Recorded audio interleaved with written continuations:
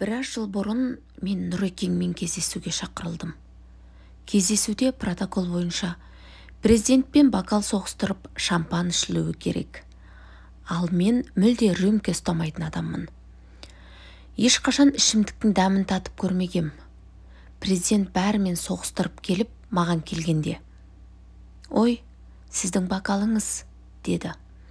Мен: «Нұреке, мен бокал ұстамаушы едім», дедім. «Ұстамай-ақ қойыңыз, ұстамағаныңыз жақсы», деді елбасы. Үйге келгеннен кейін бір топ әңгіме тыңдаймыз деп келгендердің ішінде Шәмша Беркімбаева: «Нең кетер еді? Ең болмаса өтіріктен болсын соғыстыра салмадың ба? Ондай мүмкіндік бола берме ме?»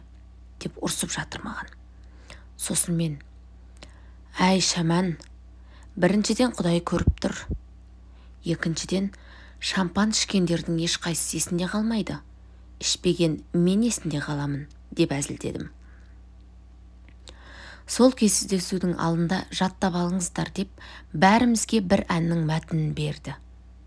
Онысы «Весна на Заречной улице» деген орыстың ескі киносындағы ән. Оны президент жақсы көреді екен. Президент жақсы көретін қазақтың небір әйбат әндері бар ғой. Сосын қағазын қайтарып беріп, мен орыстың әнін айтпақ түгілі сөзін сөйлей алмаймын деп, ән мәтіні жазылған қағазды қайтарып бердім. Сонда президент аппаратындағылардың ең жынымды ұстатқаны маған президентке сәлем салғызбақ болғандары.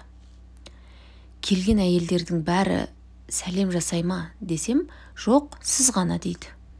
Сонда 16 келіншектің арасында жалғыз зейнеткер маған сәлем салғызбақ.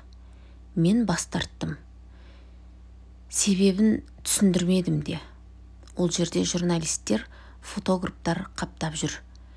Мен президентке сәлем салсам, жан-жағымнан түсіреді. Содан кейін интернеті бар, газеті бар, бәріне береді. Сосын басы ешкімге иілмеген Баукеңнің келіні президенттің кішкентай сыйлығы үшін тағзым етіп жатыр деп тұрып жазады. Ана Әбішті қалай жазды, соның бәрі ол кісіге қалай ауыр тигеніне ешкім мән бермеді. Ал Әбіштің отбасында қолдан сүю дағдылы нәрсе. Мына жерде мені де сүйтер еді. Мені қойшы, атамның аты қосылып айтылар еді. Президентті мақтаңыз деді. Мақтамайтынымды айттым. Менсіз де пайғамбар мен Құдайға теңеп мақтап қойғандары жеткілікті. Ұят емес пе?